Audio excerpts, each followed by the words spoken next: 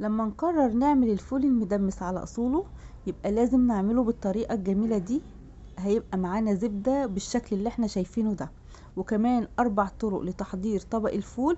كل يوم هناكل في رمضان طبق مختلف عن التاني. يلا بينا هنسمي الله ونصلي على رسول، ولايك وشير ومتابعة للصفحة، ونخش بينا في الوصفة بتاعتنا. معايا هنا نص كيلو فول مدمس، انا جايباه من عند العطار. هتروحي للعطار تقولوا له انا عايزه نص كيلو فول للتدميس. تمام. هحطه في قلب بوله كده وهغسله غسله مظبوطه، وبعد كده هنقعه بالشكل اللي انتوا شايفينه ده من بالليل. لو انا هعمله مثلا بالليل هيبقى نقعه من الصبح. تمام.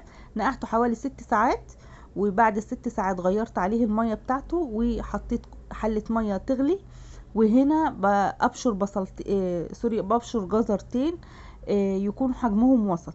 ليه الجزر يا امان؟ لان الجزر هو اللي هيدي للفول لون حلو معايا. ومعايا هنا نص كوبايه من العدس غسلاها ومصفياها، وكمان ليمونه. تمام. كل الخطوات دي ما نقدرش نستغنى عن حاجه فيها. حطيت هنا بقى طبعا في الميه بعد ما غلت، حطيت فيها نص كوبايه العدس المغسوله، وحطيت كمان الجزرتين المبشورين، وعصرت الليمونه عليهم. انت بتعملي كده ليه يا امان؟ لان الجزر والعدس هيدي للون للفول طعم ولون حلو قوي، زائد القيمه الغذائيه. تمام. هحط بقى الفول هنا بعد ما غسلته، وهرش عليه كده رشه من الكمون، وعايزين نحط كمان فصين من الثوم. يا سلام على الريحه بقى لما نشمها، اكننا بنسوي لحمه في البيت يا جماعه. مهم جدا ان احنا نهدي النار على الفول خالص والناسه، ونحط جنبنا براد او كنكه على نار هاديه يغلي. تمام. عشان كل لما يحتاج الفول تزويد نزوده ميه سخنه بتغلي. هنا بقى في المرحله دي كان الفول معايا خلاص هيدخل في السوا. بجهز هنا الخليط اللي المفروض هحطه زي المطاعم. عايزين نستغنى عن الخطوه دي مفيش مشكله. انتوا هتشوفوا الفول بتاعي دلوقتي لونه عامل ايه من المكونات الاولانيه اللي انا حطيتها. بصوا لونه عامل ازاي. ما حطيتش لسه المكونات اللي انا جهزتها في الكوبايه خالص. لافف ومستوي ولونه حلو قوي زي ما انتوا شايفين بالمكونات اللي انا حطيتها. هنا بقى حطيت المكونات اللي هي النشا على شوية مية على معلقة صلصة، وهقلب كل المكونات دي.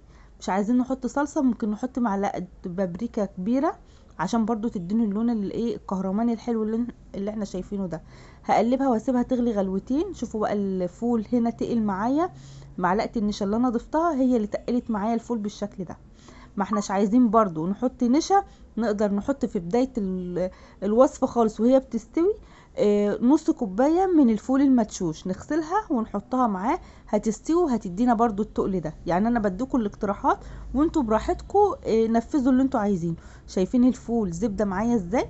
يلا بينا بقى نخش في طريقة التحضير بتاعتنا. هنا جبت طاسة حطيتها على النار، وحطيت عليها معلقتين من الزيت. نزلت عليها ببصلايه تكون مفرومه كده بالشكل اللي احنا شايفينه ده. هشوحها واديها تبقى لونها ذهبي كده. تمام. لو وصلنا لحد هنا ما ننساش نعمل لايك وشير ومتابعه للصفحه، وتقولوا لي بتشاهدوا الفيديو من اي بلد. بيسعدني جدا تعليقاتكم وكومنتاتكم. هنا بحط فصين من الثوم المفرومين اهوت، بس انا عندي مفرزه الثوم فهو هتلاقيه مجمد شويه زي ما انتم شايفين كده. هفكه كده من بعضه، وهروح جايه مقلبه لحد ما يوصل للون الذهبي. تمام. معايا هنا في الفلايه هاخد نصها بس هقطعها قطع كده صغيره. انا بعمل هنا الفول ابو تخديعه. تمام. نقدر كمان الفول ابو تخديعه دوت نضيف عليه لو احنا عندنا لحمه مفرومه مستويه جاهزه، نقدر نضيف عليه ربع كيلو من اللحمه المفرومه. مفيش اي مشكله لو الظروف سامحه وعايزين نعمله وجبه فطار في رمضان او وجبه غدا في الايام العاديه. مفيش مشكله. تمام.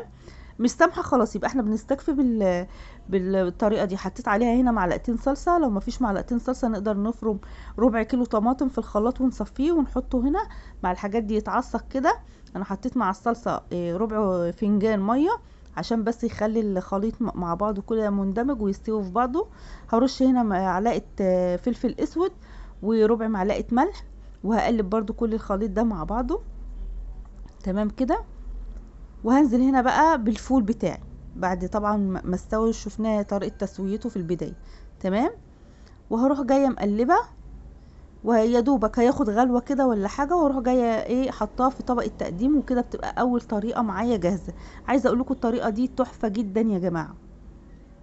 يعني بصوا تنفع فطار، تنفع غدا، تنفع عشاء، تنفع معانا في فطار رمضان. جميلة جدا. تمام، يلا بقى نخش في الطريقة التانية. هجيب هنا بصلاية اروح جاية مقطعاها، وكمان طماطمية كبيرة كده هروح جاية مقطعاها في الكبة، اي تقطيعة بقى، ما هي كده كده الكبة هتفرم كله زي ما احنا شايفين. وفلفلاية خضراء. تمام كده. كل المكونات ديت انا بعملها ني في ني، وكمان فصين من التوم. وهحط بقى الفول بتاعي السخن بالشكل ده، وهفرم كله مع بعضه في قلب الكبة. طبعا لسه هنحط التوابل بتاعتنا، وهنحط الزيت. هنا حطيت ليمونة اهيت زي ما احنا شايفين كده. طبعا بطلع منها البذر الاول عشان ما يتفرمش معايا، يدي مرارة في طبق الفول. تمام كده زي الفل. هضيف بقى الملح والكمون بتاعي. تمام كده. وهضيف بقى حوالي معلقتين كبار كده من الطحينة. الطحينة دي عاملاها معاكم في قلب الصفحة، هتلاقوا الطريقة بتاعتها على الصفحة، صحية جدا. وهضيف كمان قطعة من هريسة الشطة، وهروح جاية فرمة كل المكونات دي مع بعضها. يا نهار ابيض على طبق الفول ده يا جماعة، جربوه وادعولي. انا بقول لكم بامانة جربوه وادعولي. هنا انا حطيت زيت عادي مش زيت حار خالص. تمام. هنا خلاص بقدمه، بحطه بقى في طبق التقديم اهوت زي ما احنا شايفين. حاسين ان هو لسه يعني تقيل شويه، نقدر يعني نخففه كده بشويه ميه سخنين. تمام. الطريقه الثالثه معانا، يلا بينا. هحط هنا بقى الفول السخن في قلب البوله مباشر، مش في قلب الكبه خالص. تمام كده زي الفل. الطريقه دي اللي يعني سهله جدا والناس كلها عارفينها، بس برضو للامانه عملتها عشان في ناس مبتدئه، بنات مبتدئه لسه اول مره تخش المطبخ، فتبقى عارفه برضو. حطيت هنا معلقه سمنه سايحه بلدي. تمام. الطبق ده بالسمنه البلدي. حطيت رشه فلفل اسود، ورشه ملح، ومعلقه سمنه سايحه، وقلبت وبس كده وشكرا. احلى طبق فول هتتمزقوا بيه في السحور، وهيسندكوا لحد تاني يوم الصبح. تمام. تمام كده زي الفل. كده الطبق ده التالت ده جاهز معايا. يلا بينا في الطبق الرابع. معايا هنا برضو الفول بتاعي حطيته اهوت في قلب البولة بتاعتي. هحط عليه بقى شوية من الطحينة، معلقتين 3 كده من الطحينة زي ما احنا شايفين. ما بحطش بالمعلقة، انا بحطه بالبرطمان. وهنا ده زيت حار شارية طبعا من عند السرجة ومن عند اي عطار. هحط الملح بتاعي، وهحط الكمون، وهحط الليمون. تمام. لو عندك دقة بقى من بتاعة البدنجان بدل الملح نحطها. انا حطيت كمان حتة هريسة شطة. ودوقوا احلى طبق فول بالزيت الحار، طعمه بجد يجنن يجنن. هيوديكوا في حتة تانية. لا تقولوا لي بقى عربيات فول، ولا تقولوا لي الكلام ده كله. يعني يعتبر 5 طرق للفول بما فيهم اللي انا قلت لكم عليها. ممكن نحط فيهم لحمة مفرومة. الاربعة احلى من بعض، ده غير طريقة تسوية الفول. وكل سنة وانتم طيبين، ورمضان كريم عليكم مقدما.